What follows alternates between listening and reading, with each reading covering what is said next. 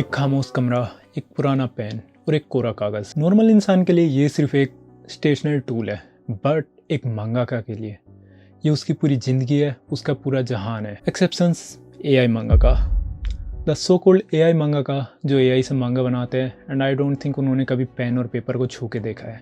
Well, let's get back to the topic. हर हफ्ते एक नया चैप्टर क्राफ्ट होता है और कोई ना कोई मांगा एंड होती है। मांगा एक ऑलमोस्ट इम्पॉसिबल मीडियम है जिसमें ना कोई आवाज, ना कोई बीजीएम, ना कोई एक्टिंग, ना कोई मोशन और ना ही कोई $1 बिलियन सीजीआई बजट। लेकिन जब भी आप मांगा पढ़ते हो, आप उस पर्टिकुलर सीन को महसूस करते हो। आप कैरेक्टर की सांसों की सरसराहट, चिड़ियों की चरचराहट, बिजलियों की कड़कड़ाहट, बादलों की गड़गड़ाहट, तलवारों की टकराहट और हवाओं की सरसराहट। You can feel all the emotion, and ये ही चीज मांगा को कुछ यूनिक बनाती है। राम राम जी, मैं हूं अखिल चौहान और यह है मांगा की अमर कथा और द इमोर्टल टेल ऑफ मांगा। आज मांगा $10+ बिलियन का ग्लोबल इकोसिस्टम है, जहां एक छोटे से कमरे में लिखी गई कहानियां Delhi, Mumbai, Tokyo, New York, Paris के लोगों को उनके ख्वाबों की दुनिया में जगाए रखता है। ये कोई एक सिंपल सक्सेस स्टोरी नहीं है, ये एक स्लो सिस्टमेटिक सर्वाइवल हॉरर। आज हम मांगा को सिर्फ सेलिब्रेट नहीं करेंगे, आज हम बात करने वाले एक ऐसे सिस्टम की जो जीनियस को एक्सट्रैक्ट करके उसको लेजेंड कहकर आर्काइव बना देता है। एक ऐसी इंडस्ट्री की जिसके अंदर क्रिएटिविटी से ज़्यादा एंड्योरेंस को इवेल्युएट करा जाता है, और एक ऐसे कल्चर की जिसके अंदर पैशन का मतलब है अपने ही शरीर को एज अ रिसोर्स यूज करना। जापान में इसके लिए एक वर्ड है, कारोशी, डेथ बाय ओवरवर्क।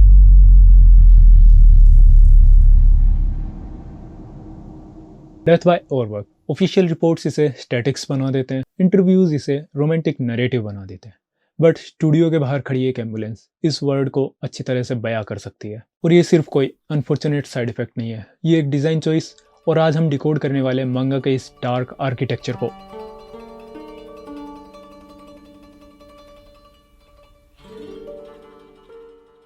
क्या लगता है मांगा का जन्म कब हुआ? 20th century? The answer is no.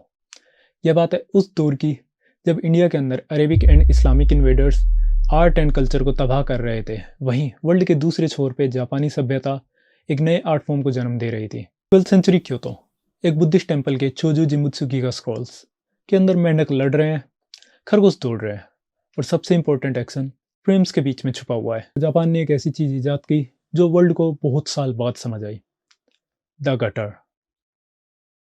दो मूवमेंट्स के बीच का खाली स्पेस। पहले फ्रेम में मेंढक हवा में, वहीं दूसरे में जमीन पर। गिरने का एक्शन दिखाई नहीं, ना कोई चीख, ना कोई आवाज, सिर्फ एक कंट्रोल्ड साइलेंस, और दिमाग उस साइलेंस को आवाज और एक्शन से भर देता है। यहाँ से एक रूल बना, the 50-50 rule.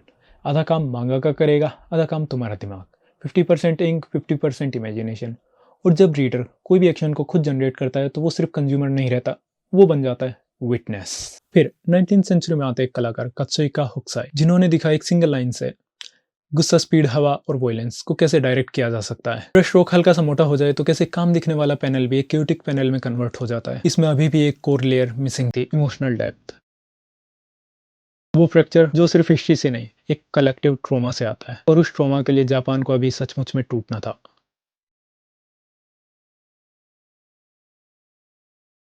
Hiroshima Nagasaki. Japan सिर्फ फिजिकली नहीं टूटा, वो मेंटली डिसमेंटल हो गया था। शहर जल गए, लोग परछाई बन गए, फैमिलीज की फैमिलीज तबाह हो गई, और फ्यूचर एक ब्लैंक पैनल जिसमें कोई भी आर्टिस्ट कुछ भी ड्रॉ करने की हिम्मत नहीं करता। पेपर महंगा था, इंक महंगी थी, और होप वो उससे भी ज्यादा रेयर कमोडिटी। इस राग के बीच खड़ा था एक 19 साल का medical student, the legend, the myth, Osamu Tezuka सेंसे। दिन में एनाटॉमी, रात को पैनल्स में लिविंग कैरेक्टर्स। तेजुका सेंसे ने मांगा को सिर्फ कार्टून नहीं समझा, उन्होंने उसे समझा एक सिनेमा। उन्होंने हिरोशिमा का वो खौफनाक मंजर पैनल टू पैनल रिफ्रेम किया, क्लोजअप्स, ताकि हम आंखों में वो खौफनाक मंजर देख सके जो सिर्फ एक्सप्लोजन नहीं, एक मेमोरी को छोड़कर जाता है।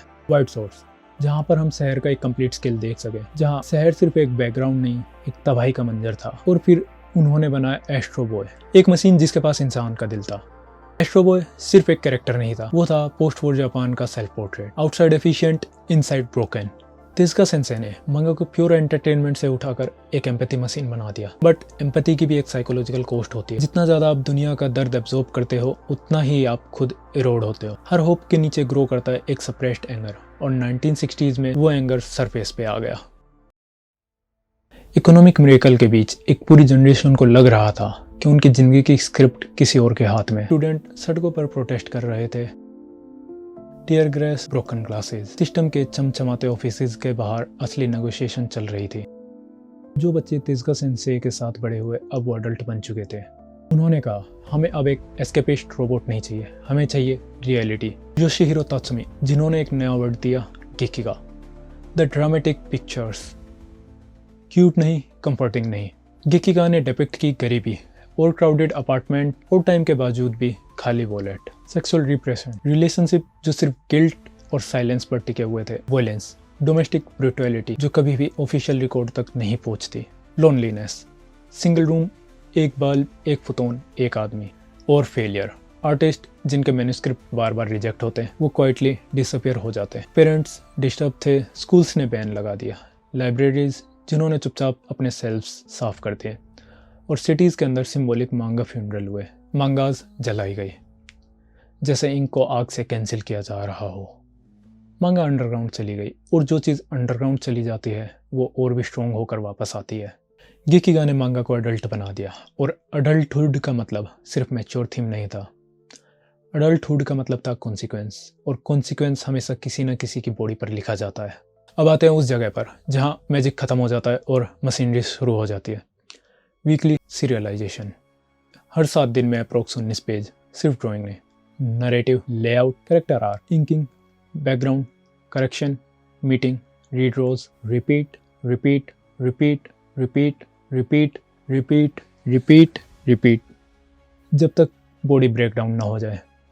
जापान में इस चीज़ को बोलते हैं कारोशी, एंड मांगा इंडस्ट्री इस चीज़ का एक बहुत बेस्ट एग्जाम्पल है।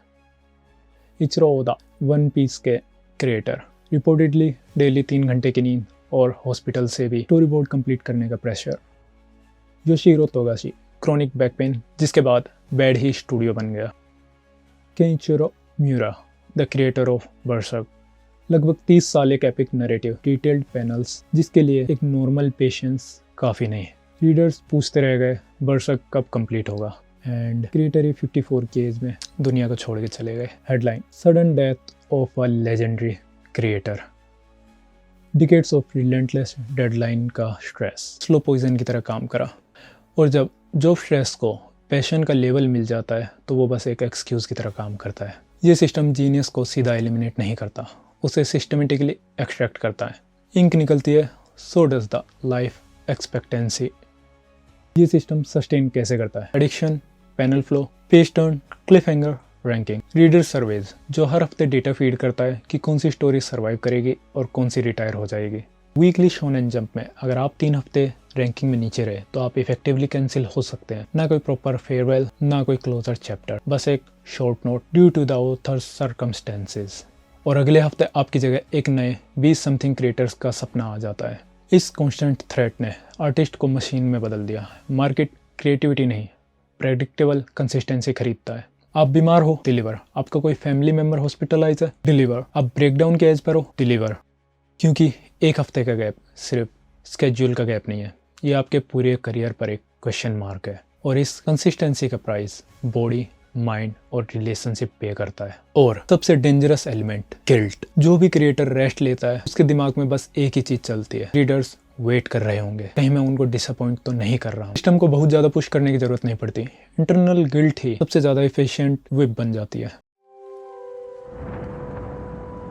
डिजिटल एरा ने मीडियम ट्रांसफॉर्म कर दिया, प्रेशर ने, पेपर से स्क्रीन, मैगजीन से ऐप, डेस्क से टैबलेट्स, लेकिन टाइम टेबल अनचेंज्ड।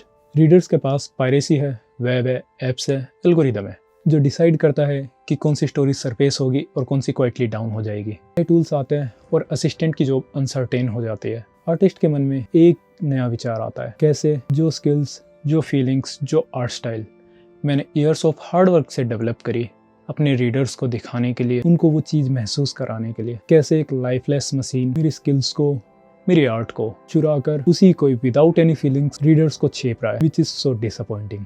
परंतु फिर भी मांगा जिंदा है। जब सब कुछ सिंथेटिक और फेक लगने लगता है, filters, reels, AI art, AI print road, लोग फिर से रियल फीलिंग्स, रियल एफर्ट और रियल कॉस्ट ढूंढते हैं। वो पैनल जहां लाइन हल्का सा कांप गया क्योंकि आर्टिस्ट के हाथ नम हो चुके हैं। वो इम्परफेक्शन जो चीख चीख कर ये बयां करती है कि यह आर्ट, यह मांगा, यह एनिमेशन एक इंसान ने बनाया है, जो सपने, पैशन, होप लेकर बैठा है, ना कि एक मशीन ने जिसने आर्ट स्टाइल चुरा कर एक परफेक्ट आर्ट का टैग लगा दिया है।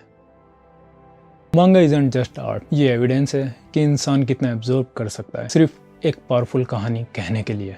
Missed birthdays, cancelled holidays, separation, sometimes medical emergency, everything fades, empire falls, bodies fails, but the ink remembers. वो सब याद रखती है, आदि से अंत तक और अंत से अनंत तक। वो फिर से आएगा और अपना जिंदा होने का सबूत दे के जाएगा। That's it for this video. अगर वीडियो पसंद आया तो लाइक, सब्सक्राइब और शेयर, और अगर इसी टाइप के ही किसी टॉपिक में इंटरेस्ट है तो कमेंट्स में लिख देना।